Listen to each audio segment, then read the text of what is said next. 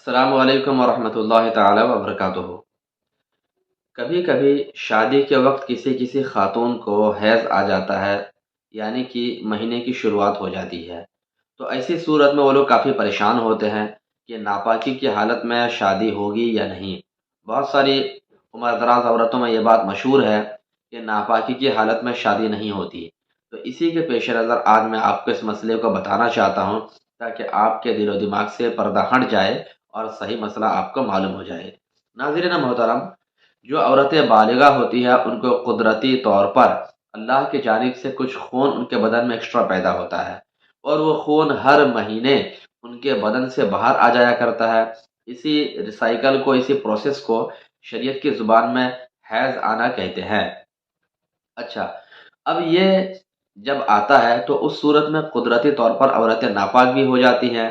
ان کے لیے خاص کر کے اس دوران نماز پڑھنا، روزہ رکھنا، قرآن پاک کو چھونا اور پڑھنا اور کعبہ شریف کا طواف کرنا، یہ کچھ اہم کام ان کے لیے منع ہوتا ہے۔ اس کے علاوہ باقی سارا کام ان کے لیے نارمل جس طریقے سے وہ کرتی ہیں بالکل کر سکتی ہیں۔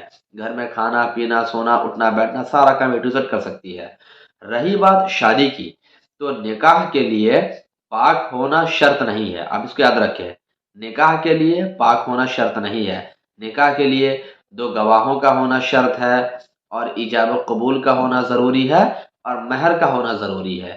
یہ تین کام اسپیشلی نکاح کے لیے ضروری ہے۔ اس میں پاک ہونا کچھ بھی شرط نہیں ہے۔ تو اگر نکاح خوانی کے وقت یا اس ٹائم میں عورت ناپاک ہو جاتی ہے تو ان کا نکاح بالکل جائز اور صحیح اور درست ہے۔ یہاں پر ناجائز ہونے والی کوئی بھی صورت، کوئی بھی بات نہیں ہے۔ بالکل یہ جائز اور درست ہے، کیونکہ یہ چیز اس کے اختیار سے باہر ہے۔ وہ پاک ہو کر نکاح کرے ایسا تو نہیں ہو سکتا ہے۔ شادی کی تاریخ بھی بہت پہلے متعین ہو جاتی ہے، تو آدمی کیسے اس کو ایڈجسٹ کرے گا؟ اور کچھ عورتیں یہاں پر یہ کرتی ہیں، سوچتی ہیں کہ ناپاکی میں شادی نہیں ہوگی تو دوا کھا کر اس کو تھوڑا ڈیلے کر لیتی ہے۔ یہ غلط بات ہے۔ اس طرح کی دوائیں صحت کے لیے کافی نقصان دہ ہوتی ہے۔ اسی بنا پر ان دواؤں کو بھی شرع کھانے سے منع کرتی ہے۔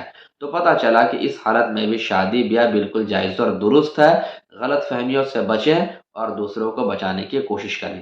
اللہ رب العزت ہمیں صحیح سمجھ عطا فرمائے۔ السلام علیکم ورحمۃ اللہ تعالی وبرکاتہ۔